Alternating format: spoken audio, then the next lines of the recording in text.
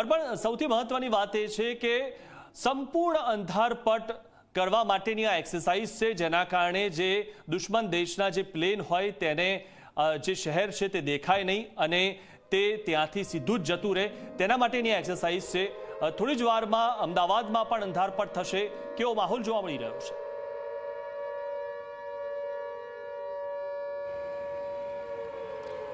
મિથુન, આ આખી પરિસ્થિતિ કેમ થઈ અને આ બ્લેકઆઉટ કેમ કરવાની જરૂર પડે તે બાબતે પણ આપણે વાત કરીશું. પરંતુ હાલના જે દ્રશ્યો છે, હવે ફક્ત ગણતરીનો સમય બાકી છે બ્લેકઆઉટ થવાની. તે પૂર્વે હાલમાં હું અમદાવાદની સુપ્રસિદ્ધ અને અત્યંત ઊંચાઈ ધરાવતી એસવીપી હોસ્પિટલના સૌથી ટોપના માળે છું અને જે દ્રશ્યો મારી પાછળની તરફ, હવે દૂર તરફ ક્યાંક આપણે કેમેરામાં જોવાનો પ્રયત્ન કરીશું તો સામાન્ય દિવસોમાં રોશનીની જગજગાટથી જે આ શહેર ઝળહળતું હોય છે તે હાલના તબક્કે ધીમે ધીમે બ્લેકઆઉટ થવા તરફ જઈ રહ્યું છે. એટલે આપ જોઈ શકો છો, લગભગ ગણતરીની મિનિટો પહેલાં જ્યાં રોડની ઉપર સ્ટ્રીટ લાઇટ ચાલુ હતી, વિવિધ ઊંચાઈ પર આવેલી બિલ્ડિંગોમાં જે રંગબેરંગી લાઇટો હતી તે ચાલુ હતી, તે તબક્કાવાર ત્યાંના સ્થાનિકો સંચાલકો દ્વારા બંધ થઈ રહી છે. હજી પણ થોડી ઘણી લાઇટો જે છે, જુદા જુદા એકમો છે તે જોવા મળી રહ્યા છે. પરંતુ આપણે જોવાનું એ રહેશે કે 8:30 થી 9ની વચ્ચેનો આખો જે સમયગાળો છે તે કેવો રહેશે. એટલે હાલ સરકારે લોકોને અપીલ કરી છે.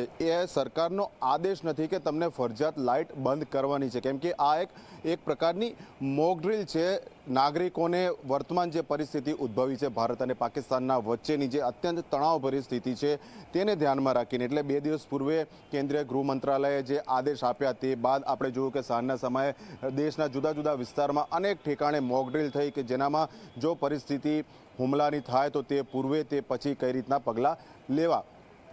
મિથુન, તમે જે પ્રશ્ન કર્યો બ્લેકઆઉટ, ખરેખર આજના સમયમાં બ્લેકઆઉટની જરૂરિયાત હવે એટલા માટે રહેતી નથી કે જ્યારે જે તે સમયે આ છેલ્લે આપણે જોયું છે, આપણા પૂર્વજોએ પણ વાત કરી છે કે 1971માં જ્યારે ભારત પાકિસ્તાનનું યુદ્ધ થયું હતું અને બાંગ્લાદેશ આખો દેશ અલગ પડ્યો હતો, તેવા સમયે ટેકનોલોજીની મર્યાદા હતી. ત્યારના જે એરક્રાફ્ટ હતા તે પોતાની સાથે વિવિધ બોમ્બ લઈને નીકળતા હતા અને જ્યારે તે ઉપરથી પસાર થાય તો તેમને નીચે લાગે કે ક્યાંક કોઈક માનવ વસ્તી છે અને લાઇટ જોવો તો તે ઉપરથી તેને ડ્રોપ કરતા હતા, જેથી કરીને દુશ્મન દેશને તે નિશાન બનાવી શકે, તેને નુકસાન કરી શકે. અને આ હેતુથી તે સમયે આપણા જ્યારે વડીલો હતા કે તેઓ જ્યારે ઉંમરમાં નાના હતા તેમને આ વાત શેર કરેલી છે કે એ સમયે તો ઘરની અંદર જો મીણબત્તી પણ લાગતી હોય અને તેનો પ્રકાશ એક બારીમાંથી, એક તિરાડમાંથી થઈને પણ બહાર જતો હોય તો જે તે સમયે સિવિલ ડિફેન્સના અને પોલીસના જે કર્મચારીઓ હતા આ તિરાડમાંથી પણ મીણબત્તીનો પ્રકાશ બહાર ન આવે તે માટે તુરંત તે ઘરમાં જઈ અને તેમને રોકતા હતા. એટલે એ વખતે નાગરિકો ઘરની ઉપર તિરાડો હોય કે અન્ય કોઈ પણ જગ્યા હોય કે જ્યાંથી પ્રકાશ બહાર રાતના સમય જઈ શકે તો તેને રીતસરનો ઢાંકતા હતા, એટલા માટે કે એ સમયે પાકિસ્તાનના પ્લેન ભારતની હવાઈ સીમામાં આવી અને કોઈ પણ સ્થળે કે જ્યાં એમને લાઇટ મળે, જેથી કરીને એવું સાબિત થતું હતું કે અહીંયા માનવ વસ્તી છે, ત્યાં બોમ્બ ડ્રોપ કરતા હતા અને ખુવારી થતી હતી. પરંતુ હવે આપણે જાણીએ છીએ કે કોઈ પણ દેશને એક દેશમાં હુમલો કરવા માટે તેની એર સ્પેસમાં જવાની જરૂર નથી. સેંકડો કિલોમીટર દૂર જે પ્રિસિશન ગાઇડેડ બોમ્બ હોય છે, જીપીએસ લોકેટેડ બોમ્બ હોય છે, તે પોતાના મર્યાદિત વિસ્તારમાંથી તેને ડ્રોપ કરી અને સીધો અહીંયા ડ્રોપ કરી શકે છે. એટલે માનો કે હમણાં અહીંયા અજવાળું. જી બિલકુલ. પણ